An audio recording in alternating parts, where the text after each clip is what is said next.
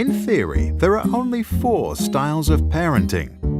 Authoritarian parents are controlling and demand obedience without considering the child's point of view. Permissive parents are loving but don't exert any control. There are no rules. Authoritative parents are firm but loving. They encourage independence within limits. Neglecting parents are uninvolved and often uninterested in their own child. Recently, a 5th style was proposed, but we will come back to that later. The styles range from controlling and demanding to complete freedom, and from cold and unresponsive to loving and receptive. Each, authoritative, permissive, authoritarian, and neglectful parents have their place.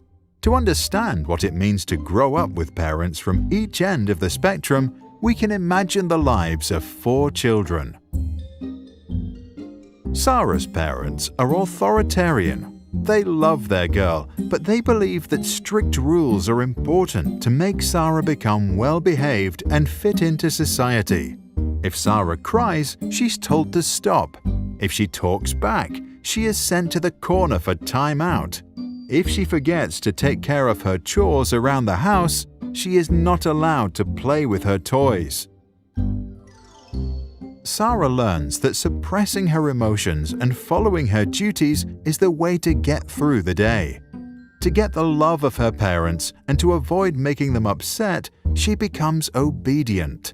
However, because Sarah was never allowed to decide for herself or follow her intrinsic interests, as an adult, she doesn't know what she really wants.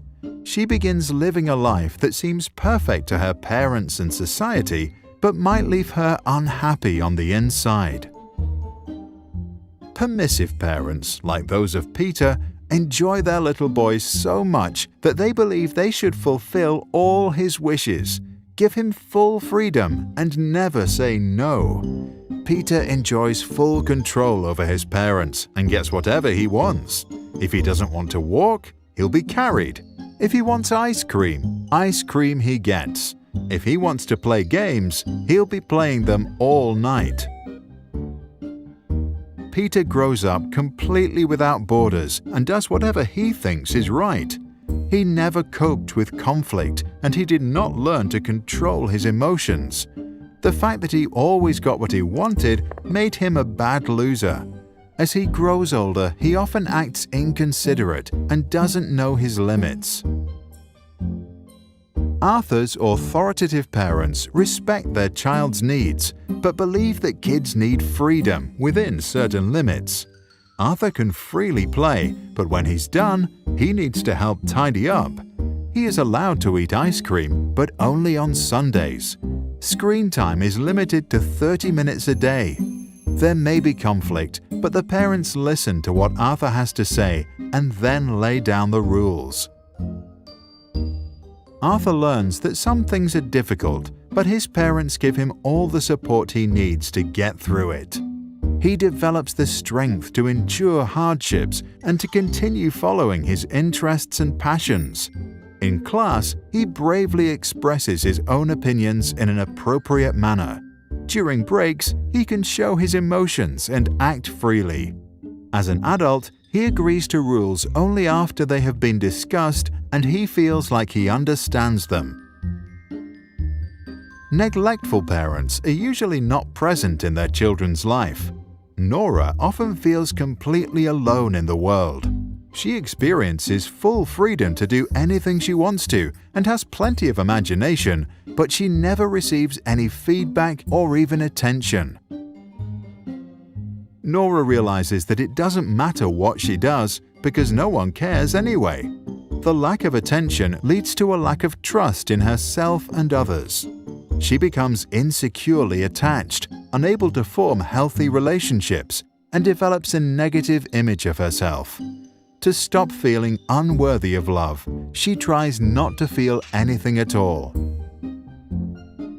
In recent years, over-involved parents who are present in every aspect of their child's life are often referred to as the 5th style. These parents are also known as snowplows. removing obstacles out of their kids' path, or helicopter parents who hover about and micromanage every aspect of their child's life.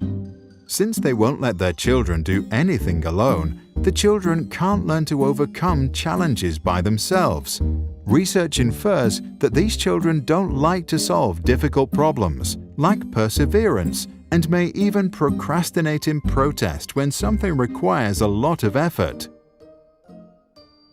Since most research on parenting is based on self-reports and was done in the US and Europe, it is not clear how strongly the observed effects will hold up in controlled observational experiments or in other parts of the world.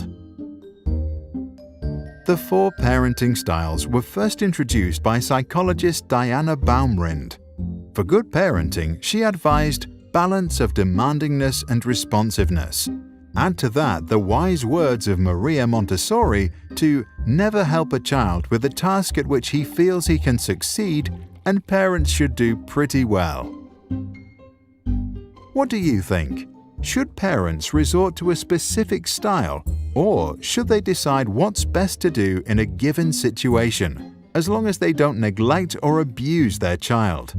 To download this video without background music and learn more about the topic, visit SproutSchools.com.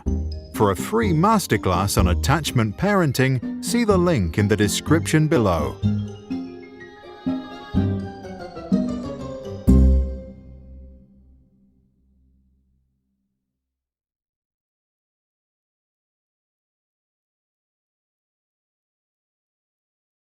Sprouts videos are published under the Creative Commons license.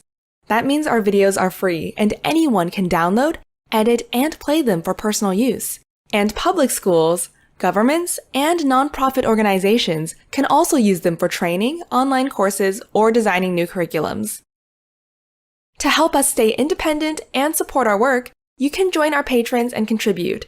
Just visit patreon.com/sprouts. Even $1 can make a difference.